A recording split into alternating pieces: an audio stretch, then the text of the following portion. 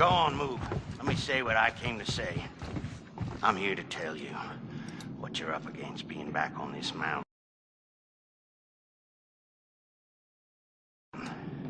You should never have returned. I don't know why you did after what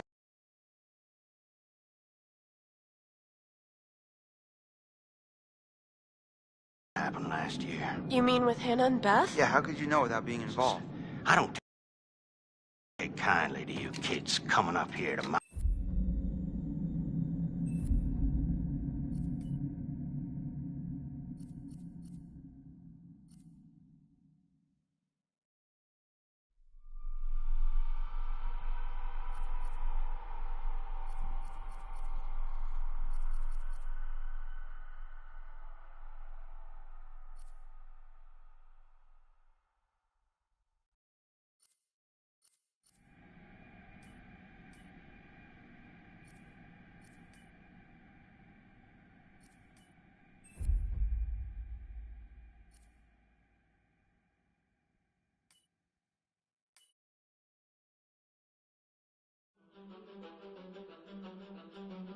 I am Hayden Panettiere, and we are here at the studio recording Until Dawn. My name is Rami Malek, and I played Josh. My name is Megan Martin. My name is Brett Dalton. My name is Antonella Lentini, and I played Hannah and Beth. My name is Jordan Fisher, and I play the character Matthew, Matt for short. I'm Nicole Bloom, and I play Emily in the game. My name is Noah Fleiss. I am Galadriel Steinman, and I play Ashley. So Until Dawn is the story of 8 teenagers who revisit this cabin in the woods about a year later after a really traumatic experience where I've lost 2 of my sisters, so coming to kind of get some closure in that respect. One of the things that Larry does really well is make these multi-layered characters, and I think for just the story in general, it follows the quintessential horror film plot lines, but the characters are so unique in themselves, and I think that's very cool. Oh, yeah, this was the right thing to do. What? You know, getting everyone together on the anniversary. I mean, Josh seemed really pumped about us all doing something, didn't he? Yeah, no, he definitely did. I haven't seen him so excited about something in forever. Good, good.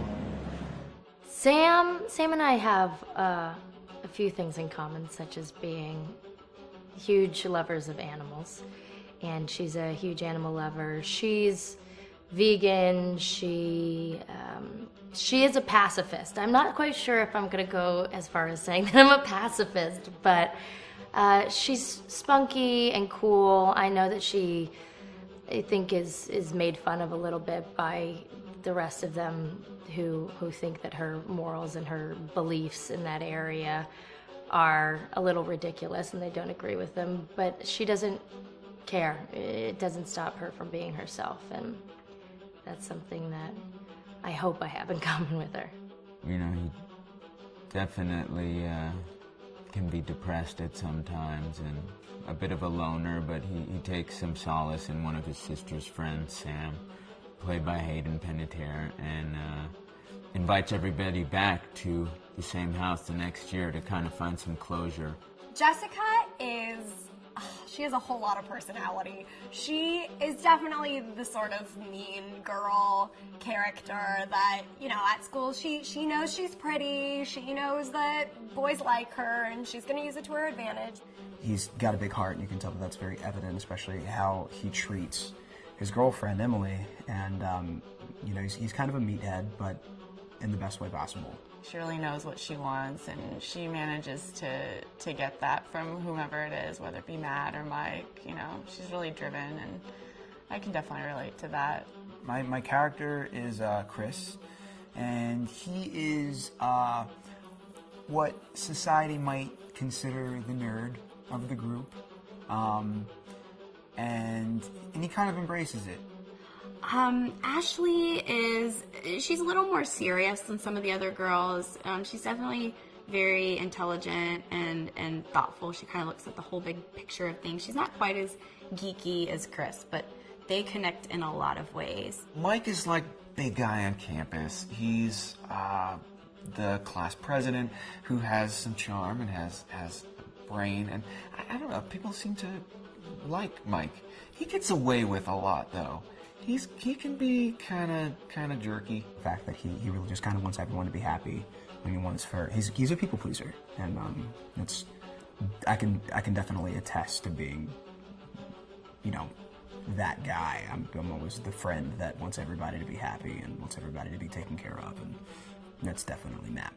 But also, like, this character is just so fun. I rarely get to play the bitch, and so it was really fun to do that. The spirit of things, seriously? What's wrong with you? I'm just trying to lighten the mood, Em. Don't be like that. Like what? The way you're being. You always get like this. I just think this is just the coolest thing to be a part of, and I just think it's going to take the world by storm. I really do. I think this genre is the wave of the future, and I think that once people see the potential behind it, of getting to interact with the drama that you're witnessing unfold in such a realistic way, that this is how entertainment's going to be from now on.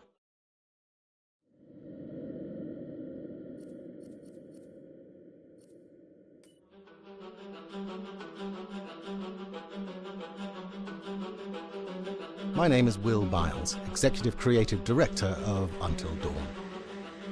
The first part of getting a believable facial performance in-game is to capture, topographically, the actor's range of emotional expressions as separate versions of the same head.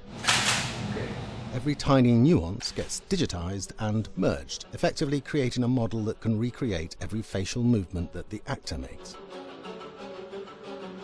Once the topography has been recorded, the actor's performance itself can be captured by using a predetermined set of marker points, drawn precisely on the face, and a high-def helmet cam, wirelessly linked to capture devices. The camera is the small box where it looks like the microphone should be. Outro Sam.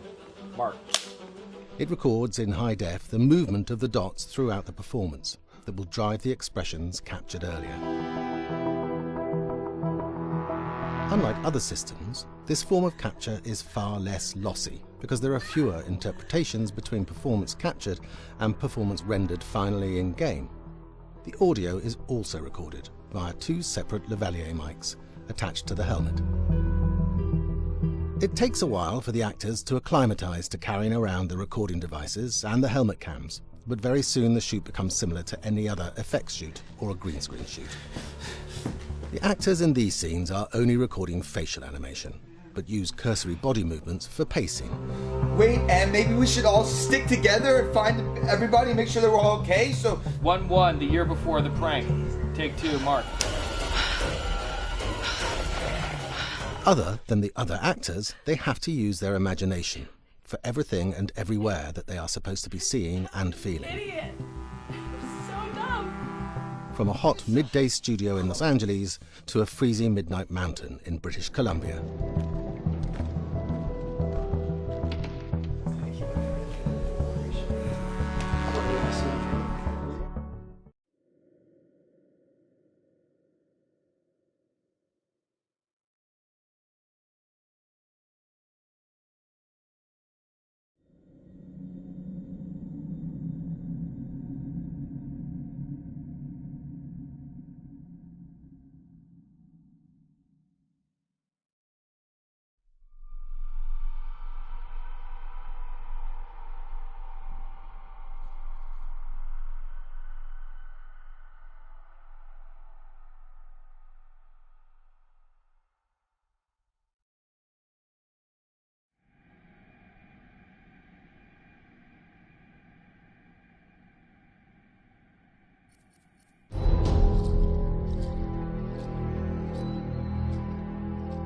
Just move over there. Go on, move.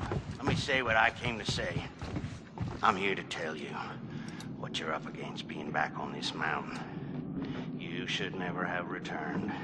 I don't know why you did after what happened last year. You mean with Hannah and Beth? Yeah, how could you know without being involved?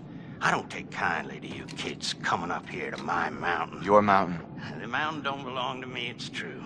But it don't belong to the Washingtons. This mountain belongs to the Wendigo. Hi, this is Lee Robinson, production designer at Supermassive Games. Understanding the ancient myths of the Wendigo was key for their development that helped the visual look, Through sketches and concepts, these elements were visualised, such as eyes being milky, almost dead, with loss of lips and eyelids due to frostbite, fangs growing and arms and legs getting longer, with skin hardening and thickening to look snarling and menacing, yet withered and lean.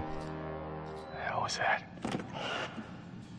Another fucking piece of... Fingers and toenails extending like claws, allowing them to climb effortlessly. We made them look gaunt and weathered, and having ragged remains of clothes they wore. Blood-stained and rotten, with patches of hair still remaining, they retained strong skeletal limbs, which enable them to be agile and quick through the environment. Where are you? My name is Jamie Gallipo, animation director at Supermassive.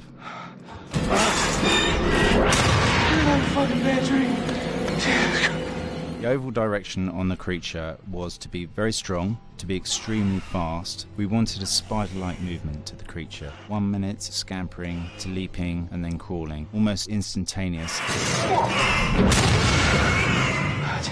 And finally, we wanted the creature to have this real, uncontrollable thirst for flesh.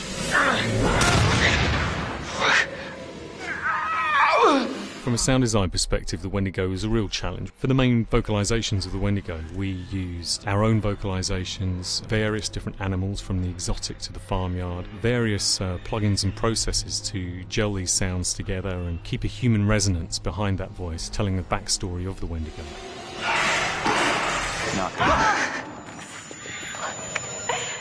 During the chase sequences, the anger of the Wendigo is felt by encircling breaths, screams and screeches that essentially chase you as you're being chased by the Wendigo.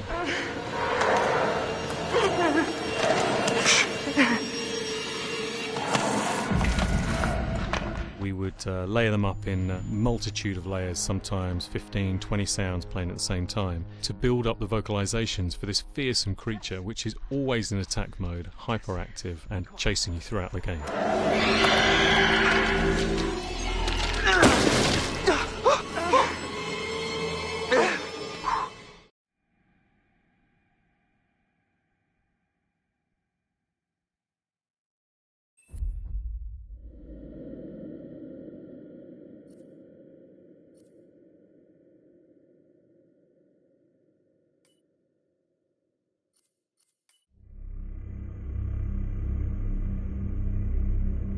Until Dawn is a game that's full of horror, and one of the things we decided to do early on was to take a scientific approach to how scary it was. So we did experiments on people and we measured their responses to the game. We've created a test area. It's as close to a home setup as we can get it. We've recruited ordinary people to play the game and we've left them to play it on their own. You're turning the light off.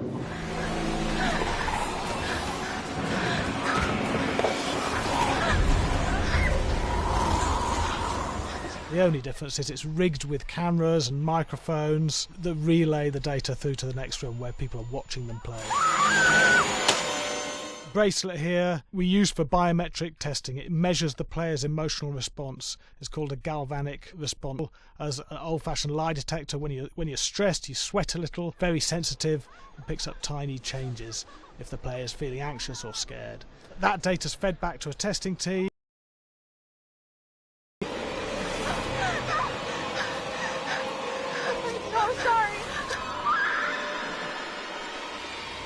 When we have a scare that's consistently has a measurable emotional response, then we knew it was good. If it didn't have that, it goes back to the team for improvement. The data doesn't tell us what's wrong with the scare, it only tells us if it's working or not. Wait, okay, so you hear that too, right? Josh.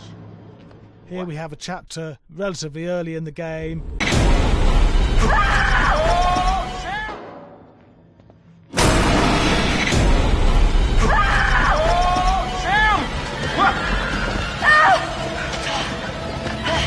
To give the player time to recover, to cool down. Yeah, I have such an adrenaline high from that game. There's two things we found. One is we could look at the scares, analyse if our expected scares were working effectively. Were people shrieking and covering their hands, or were they getting an emotional response from it? And being scientific about it means that we strip out people's opinion. Bit scared and wanting to get away. I actually be maybe a bit scared to play it on my own, but in a room with the lights on, yeah, with some other people as well, yeah, maybe. But because I'm a scaredy cat, I would play with someone in the room. And the lights on. It was one of the scariest games I've played in a long while.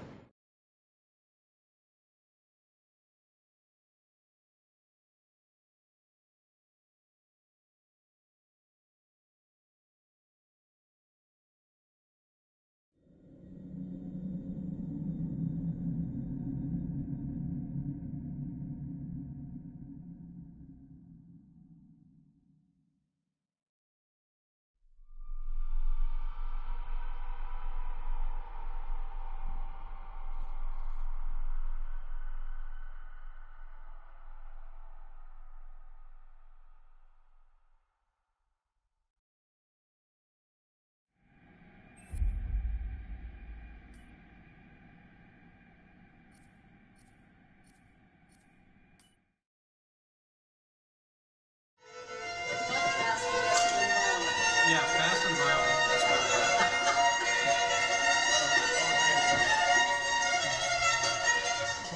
All right, from the top.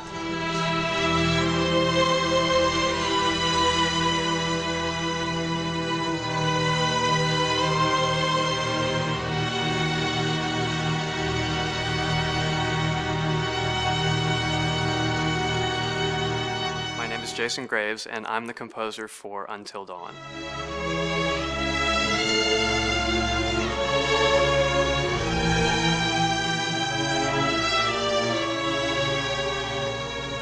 I've been involved with Until Dawn for about a year now.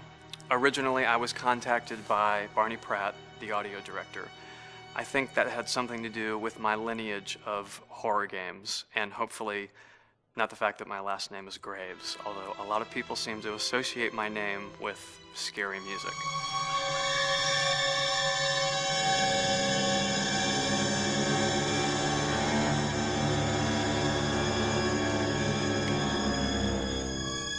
One of the things that was really exciting about working with Barney and the team at Supermassive is they really wanted something unique for the music. They wanted the music to stand out and be a character on its own in the game.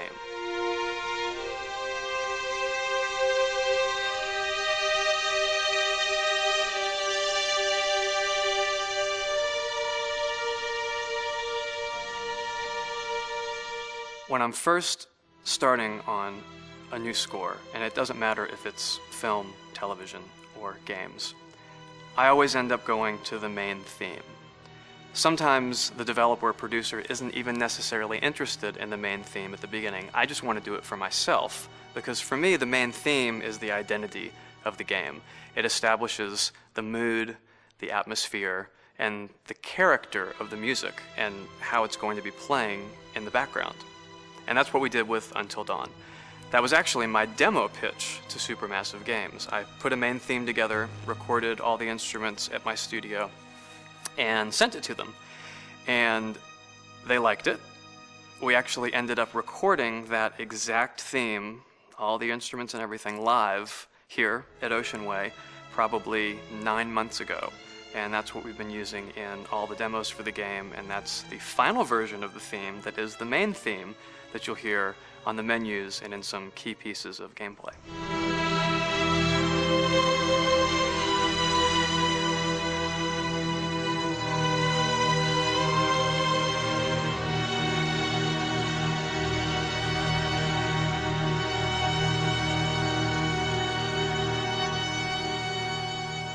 I seem to have made a name for myself in horror. And there's something about scary music, I think it's maybe the lack of rules. The biggest rule in scary music is there are no rules, so you can do anything you want, and actually, if you end up doing things that don't feel like they would work out together, they kind of clash, and it ends up being even more effective for scary music. So that's what really drew me to Until Dawn, was the textures, plus writing thematic material that is interwoven with the scary textures. I haven't really done anything like that before. Usually it was just all tension all the time, and that's fun and it's great. But I'm actually at heart a very melodic composer. That's the kind of music I love listening to, and that's the kind of music I love writing. That's the kind of music I got to work on in Until Dawn. Very nice. Same thing.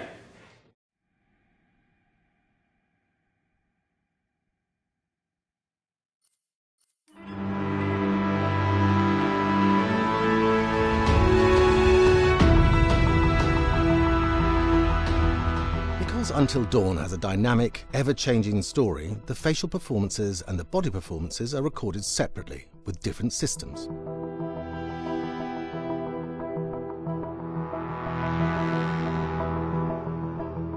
With the body capture, we use reflective bead suits and an infrared camera matrix system that drives the CG bone hierarchies in our character models. These performances cover everything from character locomotion, scene-specific performances and stunt work, most of which was recorded at studios in Pinewood and Shepperton, near London. Hannah! Hello? Combining all the elements seamlessly in the final game becomes a formidable editing and logistical task. Every variation, both physical and emotional, must be combined in these multi-edits. Scaffolding props have to stand in for the sets, because the hundreds of infrared cameras have to be able to see all of the reflective beads on the actor.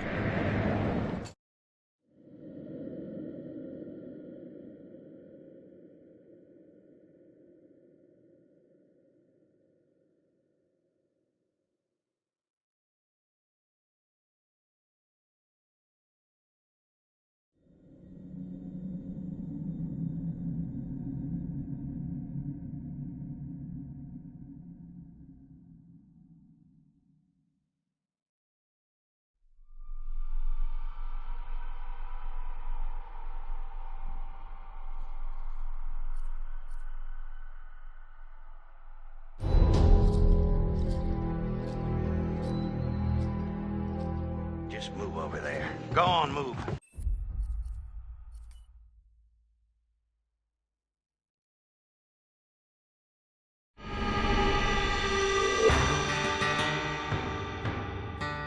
America's North Woods border region. Within this land of 10,000 lakes and miles of dense timber, a hideous creature is believed to lurk. The North Woods is probably one of the last frontiers in America.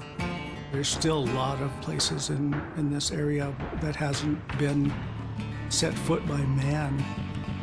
Monsters and mysteries exist here because it is remote. Up in the North Woods, winters are long. In times of biting cold and isolation, a devouring monster is believed to come forth. It's terrorized native people for generations. Growing up, I was told, like, don't go outside, the Wendigo will get you.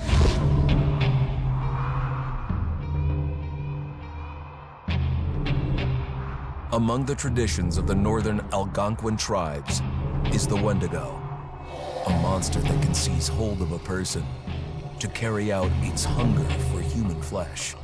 Many Native Americans fear even talking about this Wendigo, and even the mention of the name will let the Wendigo find out where you are, and it will open you up to be possessed by this Wendigo.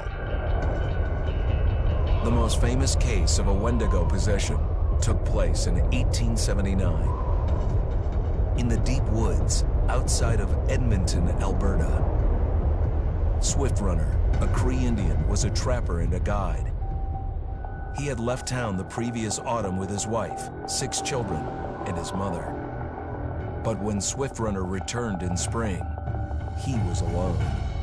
Swift Runner came into a nearby village telling this heartbreaking tale. I had to watch them starve to death. Of his family being killed by starvation, and that he was the only survivor. My whole family gone. It wasn't hard to understand a family falling victim to a brutal winter. To even not. Yet something was suspicious about Swift Runner. He was a strapping man, and he came into town weighing over 200 pounds. It didn't look like somebody who had just weathered a terrible winter. He wasn't malnourished, didn't look like he was starving. He looked healthier than ever. After a few nights, it became clear that something was wrong. He started having night terrors, screaming in his sleep. I am the Wendigo! Villagers alerted the police. Swift Runner actually guided them back to his winter cabin. When they got there, that's when they saw the true horror.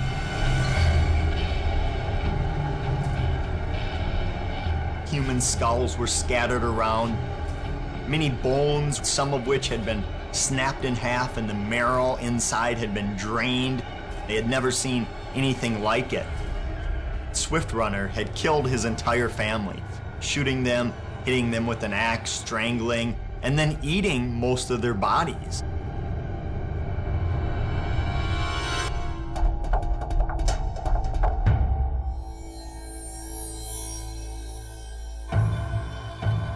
Right up until the moment the noose was on his neck, Swift Runner swore the evil spirit of the Wendigo had possessed him and twisted him into a cannibal killer.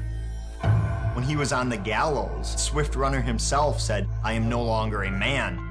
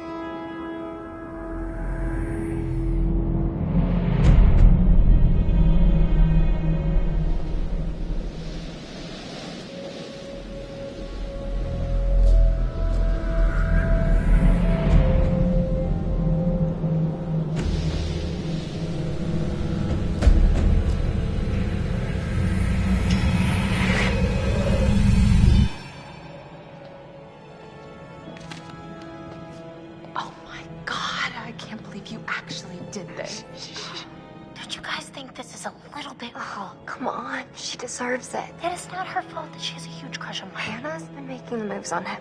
I'm just looking out for my girl, Em. Just because...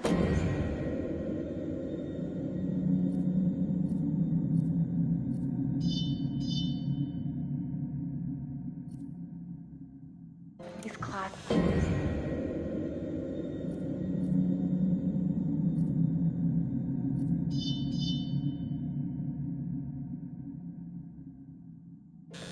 Doesn't mean he belongs to everyone. Mike is my man. I'm not anybody's man. Whatever you say, darling.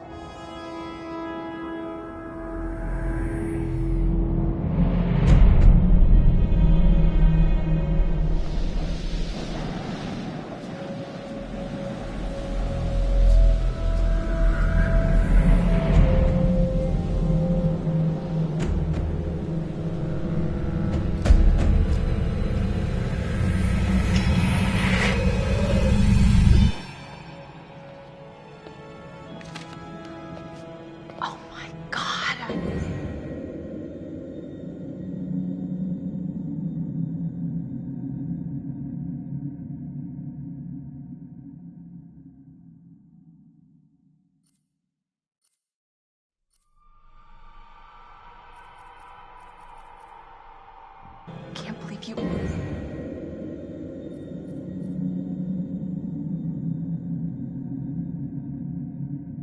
Actually... Don't you guys think this is a little bit... Oh, come on. She deserves it. It is not her fault.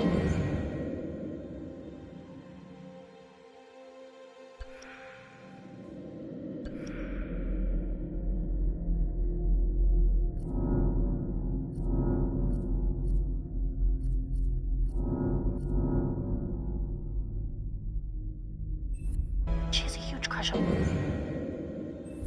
Hannah's been making the moves on him. I'm just looking...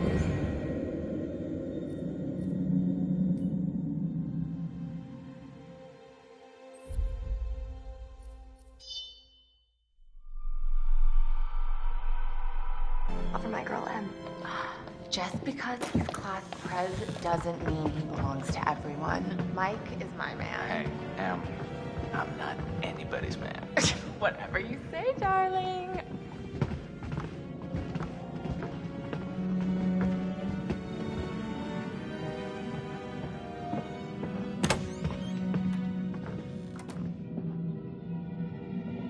Hannah!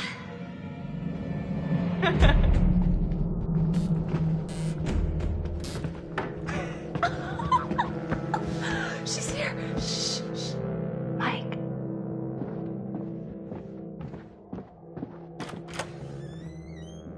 Mike? It's Hannah. Hey, Hannah.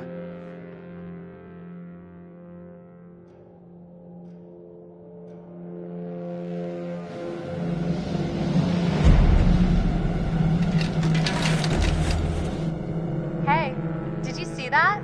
Dad said it'd just be us this weekend. Josh.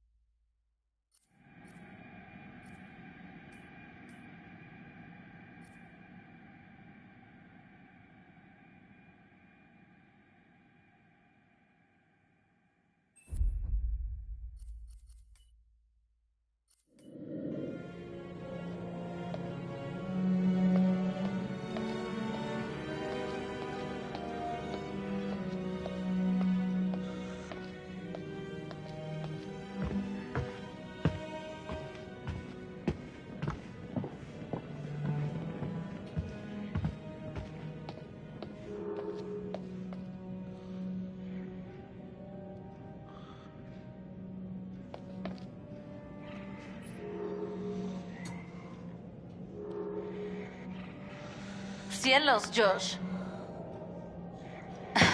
Hermanito, nos volviste a superar.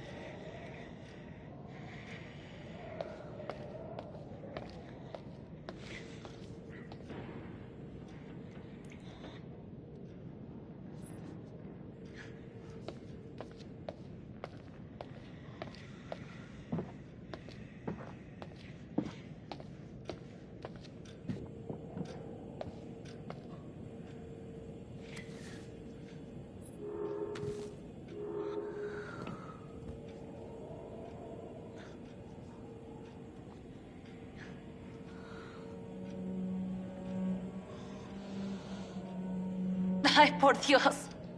¿En qué se metió la ingenua de nuestra hermana? Recibí tu nota. Al final ganaste.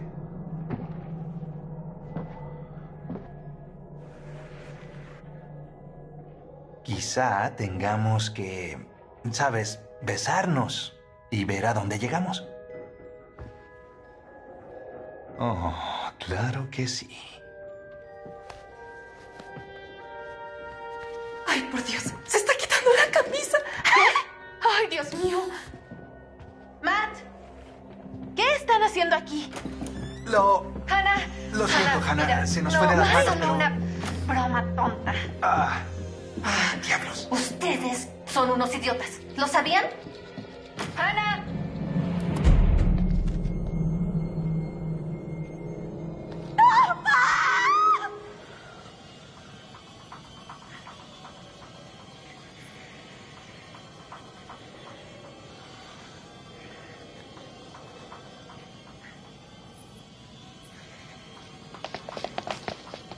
Josh. Josh. Mierda. Chicos, hay alguien afuera. ¿Qué mierda? ¡Ana! ¿Qué está pasando? ¿A dónde va mi hermana? Ay, no es nada. No aguantan las bromas. Era solo una broma, Han. ¿Qué hicieron? Solo estábamos bromeando, Beth. No iba en serio. ¡Idiotas! ¡Hannah! ¡Hannah! Entonces, ¿deberíamos ir tras ella? Me parece que eres la última persona del mundo a la que quiere ver, ¿sabes? ¡Carajo!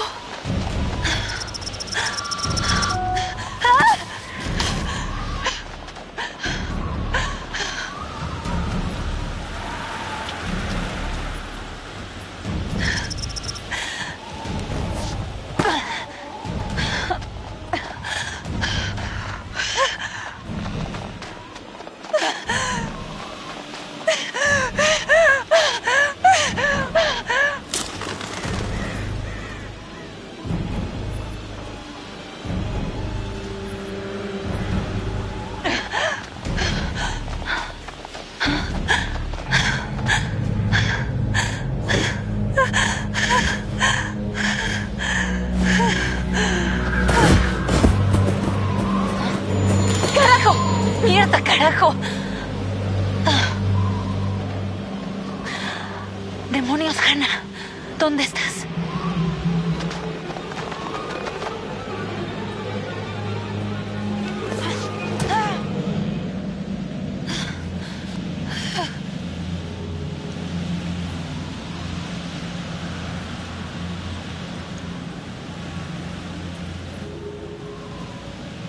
¡Hannah!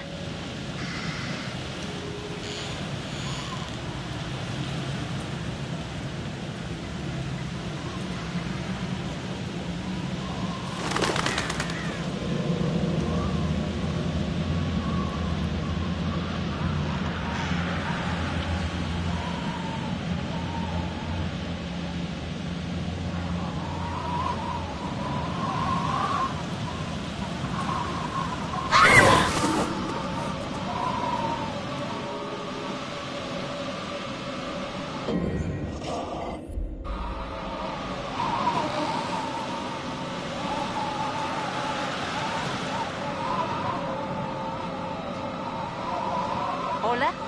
¡Hola!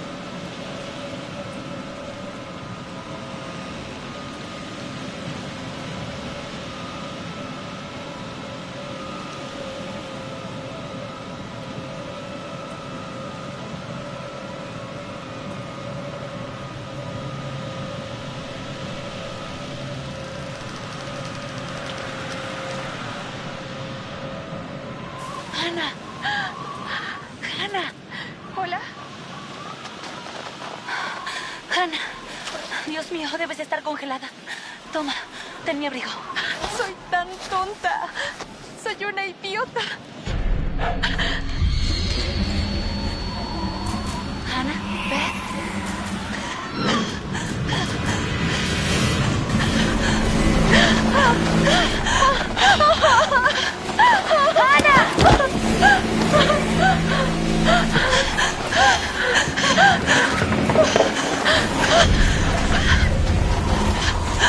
¡Ay, Dios mío!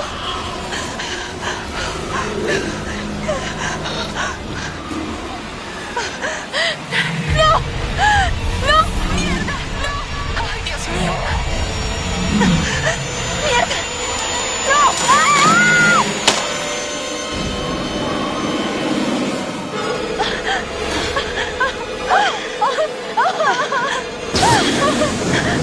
¡Espera! ¡Espera!